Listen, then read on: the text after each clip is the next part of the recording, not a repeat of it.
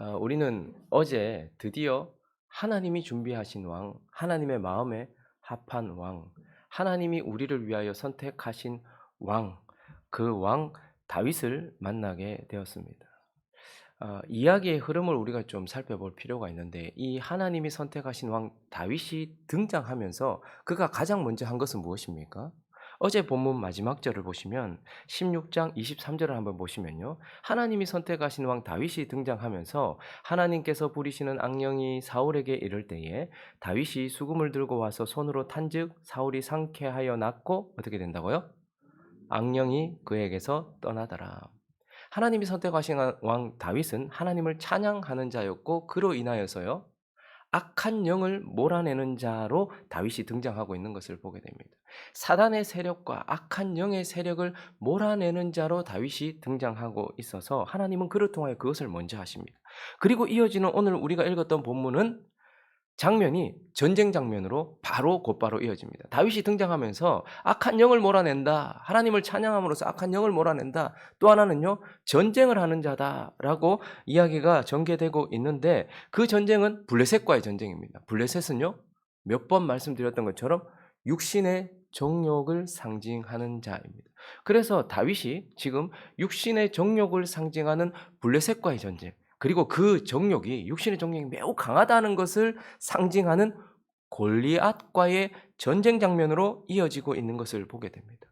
그래서 우리는요, 이러한 다윗의 등장과 함께 전개되어져 가는 이러한 이야기들을 통하여서 하나님께 가장 우선되는 것은 악한 영으로부터 우리를 건져내는 것, 하나님이 악한 영을 우리에게서 몰아내는 것, 이게 그분에게 있어서 가장 우선적이고, 그리고 그 다음 중요한 것은 무엇이냐면 우리 안에 남아있는 육신의 정욕을 깨트리는 싸움, 우리 안에 있는 육신의 정욕과 싸워서 그것을 무너뜨리는 싸움, 이것이 그분에게 있어서 매우 중요하다, 우리에게서 그분이 하고 계시는 일이다라는 것을 보게 되는 것입니다.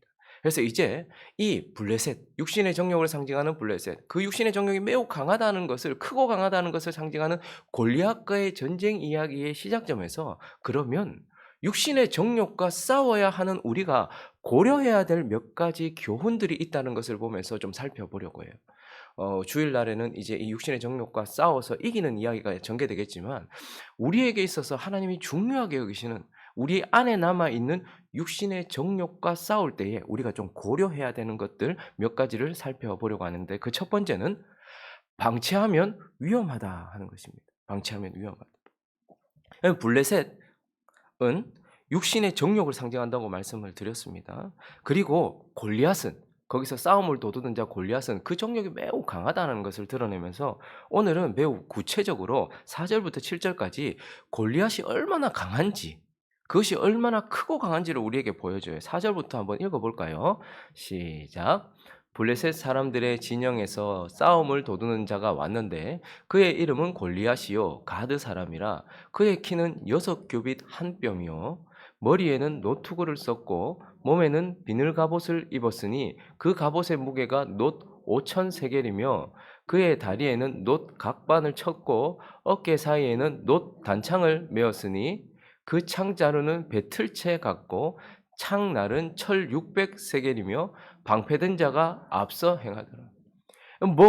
몇 세겔 몇 세겔 뭐 이러는데, 뭐 몇 규빗 이러는데, 우리 지금의 어떤 도량형으로 뭐 환산을 해본다면 그가 들고 지금 이렇게 뭐 막고 있는 이런 갑옷들 이거 다 하면 한 68kg 정도, 저보다 더 무거운 정도를 그냥 무기로 자기를 보호하는 갑옷으로, 거기다가 뭐 이 몇 규빗, 이 키가 거의 약 3m입니다. 그러니까 매우 크고 강하다. 골리앗이 그냥 딱 서는 순간, 와, 이거 뭐 어떻게 못하겠네, 그냥 복종해야 되겠네. 육신의 정욕이 이만큼 크고 강하다라는 것을 우리에게 보여줍니다. 그러나 여러분, 이 가드 사람 골리앗이 처음부터 이스라엘 백성들과 사울을 벌벌 떨게 했습니까? 하나님의 백성들에게 있어서 처음부터 이렇게 강해서 우리가 아우 안 되겠다, 여기는 무조건 내가 복종할 수밖에 없겠다, 육신의 정욕이 내게 다가오면 아우 뭐 어쩔 수 없어 하고 할 수밖에 없을 정도로 그렇게 처음부터 강했는가? 그렇지 않습니다. 여호수아 11장을 가보시면요, 이 21절과 22절을 한번 읽어보겠습니다. 자, 골리앗이 어디 사람?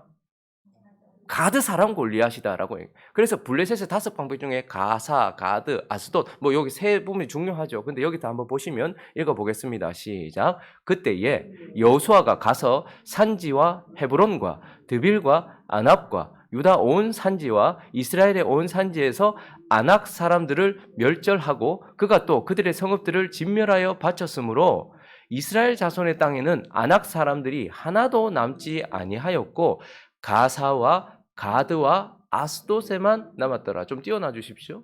자, 지금 아낙 사람들이라는 것은 지금 골리앗, 그게 조상들이, 그러니까 거인, 거대한 사람들이라는 뜻이었어요. 그런데 여호수아와 갈렙 이런 사람들은 싸움을 잘했던 사람이라기보다는 어떤 사람들? 믿음의 사람들이었어요. 하나님을 믿는 믿음의 사람들이었어요. 그랬더니 여호수아와 함께 예수 그리스도를 예표하는 여호수아와 함께 그 땅에 들어가서 싸웠을 때는 아낙 자손이 힘을 못 썼단 말이에요. 아무것도 아니었단 말입니다. 그런데 그때에 조금 하나도 남지 않았고 가사와 가드와 아스돗에만 조금 남아 있었어요. 그러니까 더 이상 내게 영향을 미치지 못한다라는 그러한 상황에 있었다라는 것이죠. 그러나 그것을 방치했더니 어떻게 되는 겁니까? 가사에서 삼손을 무너뜨린 기생이 나타납니다. 육신의 정욕은 유혹으로도 와요. 드릴라, 또 한 기생. 그래서 삼손이 거기로 들어가서 음행을 저지르게 되죠. 가사에 그렇게 육신의 정욕을 조금 남겨놓아 방치했더니 시간이 지났더니 어떻게 됩니까? 이 이스라엘 백성들에게 있어서 가장 강하다고 할 수 있는 사사 삼손이 거기에 넘어지는 거죠. 그리고 아스돗은요. 우리가 얼마 전에도 살펴봤는데요. 전쟁을 치렀다가 졌어요. 법궤가 어디에 들어갑니까? 아스돗의 다곤 신전에 들어가요. 자, 그리고 이제 사울과 우리를 벌벌 떨게 하나님의 백성들을 벌벌 떨게 하고 있는 골리앗이 어디에서 나와요? 가드에서 나왔단 말입니다.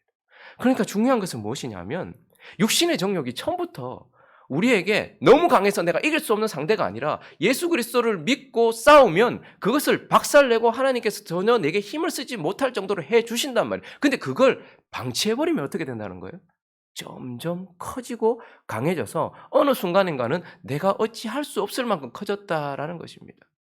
우리가 아무것도 아닌 것처럼 생각하는 식탐, 그리고 우리가 너무 쉽게 빠져있는 방탕이나 게으름, 아침에 늦게까지 빈둥빈둥거리고 밤에 늦게까지 빈둥빈둥거리면서 하나님께서 주신 가장 귀한 것이라고 할 수 있는 금보다 더 귀한 시간을, 그리고 내 몸을 망치는 그러한 생활 습관을 그냥 그렇게 방치해두면 그게 처음부터 나를 그냥 마구잡이로 그렇게 하는 것이 아니라 점점점 강해져서 나를 어떻게 하지 못하는, 그리고 또 우리가 행하면 큰일이 나는 어떤 음욕과 같은 것들, 이러한 것들이 우리 속에 있을 때에 그것이 조금 남아있단 말입니다. 처음에 내게 심긴단 말입니다. 그런데 그걸 방치하면 어떻게 된다는 거예요? 관리하지 않으면 어떻게 된다는 거예요? 우리 몸에 암세포가 매일매일 발생합니다. 그런데 어떻게 해요? 우리가 그걸 관리합니다. 몸을 관리합니다. 그러면 그것이 우리에게 영향을 미치지 못해요. 그런데 육신의 정욕도 마찬가지입니다. 육체의 정욕이 우리 속에 남아있을 수 있어요. 근데 그걸 관리하지 않으면 어떻게 될까요? 그 작았던 게으름이 이제는 내가 어찌할 수 없을 만큼 강력해져 있고, 그 작았던 정욕이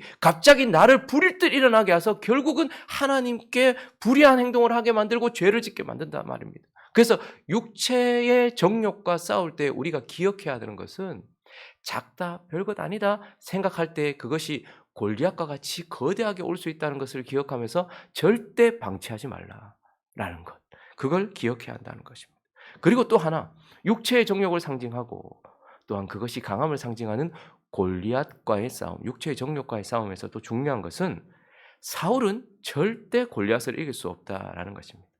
오늘 이렇게 싸움을 돋우면서 하나님의 명예를 땅에 떨어뜨리고 강력하게 40일 조석으로 나타나서 계속해서 몸을 보이면서 우리를 벌벌 떨게 만드는 이 골리앗 앞에서 사울의 반응을 한번 볼까요? 사울과 이스라엘 백성들의 반응을 11절이 보여주고 있는데 읽어봅니다. 시작. 사울과 온 이스라엘이 블레셋 사람의 이 말을 듣고 놀라 크게 두려워하니라. 크다라고 했던 사람 중에 하나는 삼손이고 또 하나는 사울이에요. 그런데 삼손은 유혹에 빠져, 육신의 정욕을 상징하는 들릴라, 기생, 이 유혹에 빠져서 넘어졌어요. 근데 사울은요, 골리앗이라는 큰 힘 앞에 덜덜덜 떨면서 지금 아무것도 하지 못하고 있다라는 것을 보게 됩니다. 그래서 사울은 어떤 자입니까? 사울은 지금까지 우리가 살펴보면서 완전했던 자였지만 사울은 말씀을 떠난 자예요. 사울은 말씀을 떠난 자였습니다. 그는 하나님이 말씀하실 때 경청하지 않았던 자입니다. 말씀을 자기 마음대로 해석하고 자기가 받고 싶은 부분만 받고 자기가 알아서 해석했던 경청하지 않았던 자였습니다. 우리도 말씀을 나 하나님의 말씀 들었다라고 할 것이 아니라 경청하여서 자세히 들어야 돼요. 그리고 또 사울은요, 청종하지 않았던 자였어요. 하나님이 하라 하신 시점에 하나님이 하라 하신 대로 행하지 않았던 자였어요. 그래서 말씀을 떠났다는 것은 내가 청종하지 않고 내가 경청하지 않고 청종하지 않는 것을 말하는 것이고, 사울은 말씀을 떠난 자였습니다. 그랬더니 어떻게 됩니까? 말씀이 떠난 자가 되었어요. 그래서 사무엘상 15장 35절을 보시면요, 사무엘이 죽는 날까지 사울을 다시 가서 보지 아니하였다라고 말해요. 사무엘은 하나님의 나라의 빛을 가져다 주며 하나님의 나라의 시작점에 말씀으로 자기 자신을 드렸던 말씀의 상징입니다. 그런데 다시는 사무엘이 그를 보지 않았다라는 것은 말씀이 그를 떠났다라는 거예요. 하나님은 말씀이 먼저 우리를 떠나는 일은 없습니다. 우리가 말씀을 떠나면 말씀도 우리를 떠나는 것이지, 말씀이 우리를 떠났기 때문에 우리도 어쩔 수 없었다라고 말할 수 없다는 거예요. 사울은 말씀을 떠난 자가 되었고 말씀이 떠난 자가 되었다라는 것입니다. 그리고 또 하나는요, 성령을 떠난 자가 사울입니다. 하나님께서 그가 왕으로 기름 부음 받았을 때에 그는 처음부터 외적인 키도 머리 하나 더 있었으니까요. 키도 컸고 도덕적, 윤리적인 어떤 그런 소양도 가지고 있었습니다. 그러나 무엇보다도 하나님께서 그에게 새 마음을 주셨고 뭘 주셨어요? 성령을 부어 주셨습니다. 크게 임했다라고 말해요. 그런데 사울의 삶 속에 성령을 통하여서 성령으로 행한 적이 있었습니까? 성령은 물과 같아서 낮은 곳으로 임합니다. 그래서 가장 자기를 낮추는 자에게 충만하게 임해 있어요. 그래서 예수에게 가장 성령이 충만했던 이유는 예수가 가장 자신을 낮춘 자였기 때문이었습니다. 그래서 성령은요, 겸손한 자에게 임해요. 그런데 사울은 어떻게 됩니까? 교만한 자가 되었습니다. 자기의 기념비를 세우고 교만한 자가 되었더니 성령이 역사하지 않는 것이죠. 그리고요, 성령은 육신을 따라 사는 자에게는 절대 역사하지 않습니다. 내가 육신도 의지하고 성령도 한번 의지해 보겠다. 그래서 내가 육신대로 따라 살다가 필요할 때만 하나님께 기도하는데 왜 성령이 역사하지 않지? 성령은 절대 육과 같이 역사하지 않는 것입니다.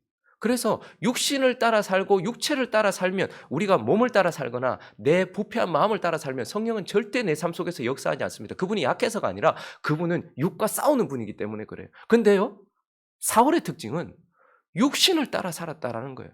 교만했고 육신을 따라 살았다는 거예요. 그러니까 어떻게 됩니까? 그가 성령을 버린 자요, 성령을 떠난 자가 되었어요. 그랬더니 어떻게 됩니까? 성령이 그를 또 떠나요. 그가 먼저 성령을 버렸습니다. 그랬더니 성령이 그를 떠납니다. 사무엘상 16장 14절을 보시면요, 읽어볼까요? 시작. 여호와의 영이 사울에게서 떠나고 여호와께서 부리시는 악령이 그를 본내. 여호와의 영이 사울에게서 떠났다. 여러분, 우리가 잊지 말아야 될 것은 말씀이 먼저 사울을 떠났거나 성령이 먼저 사울을 떠났던 것이 아닙니다. 사울이 먼저 말씀을 떠났고 사울이 먼저 성령을 떠났어요. 그랬더니 그렇게 되는 것입니다. 자, 구원받은 우리 속에 성령이 와 계십니다. 성령은 떠나십니까? 안 떠나십니까? 우리에게는 결코 떠나지 않습니다. 그러나 성령의 충만함은 약해질 수 있습니다.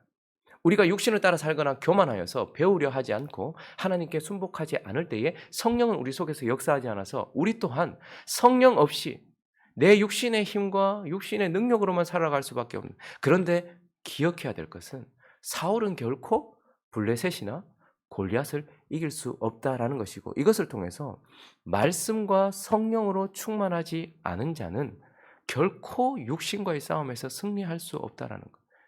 대부분의 사람들이 여기에서 넘어지고, 내가 왜 맨날 육신에게 져서 이렇게 질질 끌려다닐까? 그것은 내가 말씀을 떠났기 때문이고 말씀이 내게서 멀어졌기 때문이며, 내가 성령을 떠났기 때문이고 성령이 내게서 멀어졌기 때문이라는 것을 기억하면서 사울과 같은 자가 되어서는 결코 육신의 정욕, 육체의 정욕, 블레셋과 골리앗을 이길 수 없다라는 것을 기억해야 합니다. 마지막으로 한 가지 더 살펴볼까요? 또 한 가지, 육체의 정욕과 싸움에서 우리가 고려해야 될 한 가지는 지면 종이 된다는 거예요. 지면 무조건 종이 된다는 거예요. 자, 여러분, 우리는 날 때부터 종이었습니다. 한번 이스라엘 백성들의 역사를 보면 우리의 개인적인 역사와 닮았습니다. 하나님께서 이스라엘 백성들을 어디에서 건져내셨습니까? 애굽에서 건져내셨어요. 그래서 세상을 상징하는 애굽, 거기 누가 통치했습니까? 애굽 왕 바로가 통치했습니다. 그런데 하나님께서 그를 어떻게 합니까? 우리를 이스라엘 백성들을 거기에서 건져내셨습니다. 그러니까 하나님은 사망 권세를 잡고 있는 사단을 상징하는 그 악한 영으로부터 강력한 주권자, 이 공중 권세 잡고 있는 악한 영으로부터 우리에게 자유를 주신 분입니다. 그러나 우리가 기억해야 될 것은 우리를 종삼으려고 하는 원수는 사단만이 아니에요. 세상만이 아니라는 말입니다. 우리를 또 종삼으려고 하는 원수가 있는데 그건 우리 속에 있는데 그것이 무엇이라는 거예요? 블레셋이라는 육체의 정욕이라는 것입니다. 하나님께서 우리를 예수 그리스도의 피로 사단의 권세로부터 자유를 주셨습니다. 이건 예수 그리스도의 열심과 그분의 싸움으로서 우리에게 주신 선물입니다. 바로의 권세 아래서 나서 사단의 권세 아래 있었던 우리가 예수 그리스도의 피로 말미암아 그분의 열심, 그분의 싸움으로 인하여서 우리가 자유함을 얻었어요. 그러나 또 한편 우리의 원수는 블레셋이기도 합니다. 그러나 이 블레셋으로부터 자유를 얻기 위해서는 어떻게 해야 됩니까? 우리가 싸워야 된다는 말입니다. 우리가 우리 속에 남아있는 육체의 정욕과 싸워야 된다라고 우리에게 말씀하고 있습니다. 그래서 우리는요, 그리스도인이라면, 구원받은 자라면 이제 블레셋과 싸우기 위하여서 치열하게 싸워야 돼요. 예수 그리스도께서 죄와 사망 권세로부터 사단으로부터 우리를 건져내시기 위하여 치열하게 싸웠던 것처럼 우리도 끝까지 치열하게 싸워야 되고, 또 한편 이 싸움은 우리가 그것을 무찌를 때까지, 이길 때까지 싸워야 되는 끝까지 싸우는 싸움이어야 한다는 것입니다. 왜 그렇습니까? 지면 구절처럼 되기 때문에 그렇습니다. 읽어볼까요? 영적인 원리입니다. 시작. 그가 나와 싸워서 나를 죽이면 우리가 너희의 종이 되겠고, 만일 내가 이겨 그를 죽이면 너희가 우리의 종이 되어 우리를 섬길 것이니라. 우리가 우리 속에 있는 육신의 정욕과 싸워서 지면 우리는 늘 육신에게 질질 끌려다닙니다. 몸이 가지고 있는 정욕, 그리고 부패한 내 마음이 가지고 있는 정욕, 이걸 전부 다 육신의 정욕이라고 해요.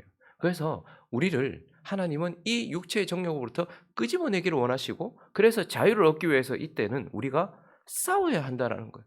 그런데 많은 사람들이 사단으로부터 자유를 얻고 나서 육체의 정욕의 종이 되어 있는 경우가 많습니다. 그리스도인들을 보십시오. 사단에게 자유함을 얻었어요. 교회에 많은 사람들이 사단으로부터 자유를 얻었어요. 그런데 전부 다 육신의 종이 되어 있어요. 육체가 원하는 대로 살아갑니다. 부패한 내 마음이 원하는 대로 살아갑니다. 그래서 종이 되었어요. 여러분, 우리가 종이 되었는가 안 되었는가는 거기서 벗어나려고 해보면 그때서야 깨닫습니다. 삼손이 드릴라의 무릎에 이렇게 머리를 베고 있었어요. 그때까지도 그는 에이 뭐 육신의 정욕 정도야, 내가 마음만 먹으면 해결할 수 있지, 이거 정도야 내가 못 이길까. 그런데 내가 이제 힘을 떨치려고 하는 순간, 아, 내게서 힘이 떠났구나, 내가 종이 되었구나 라는 것을 그때 깨달아요. 골리앗이 와서 한번 싸워보자 라고 할 때, 그래 내가 한번 해볼게. 우리는 웃으면서 작심삼일 뭐 이렇게 이야기합니다.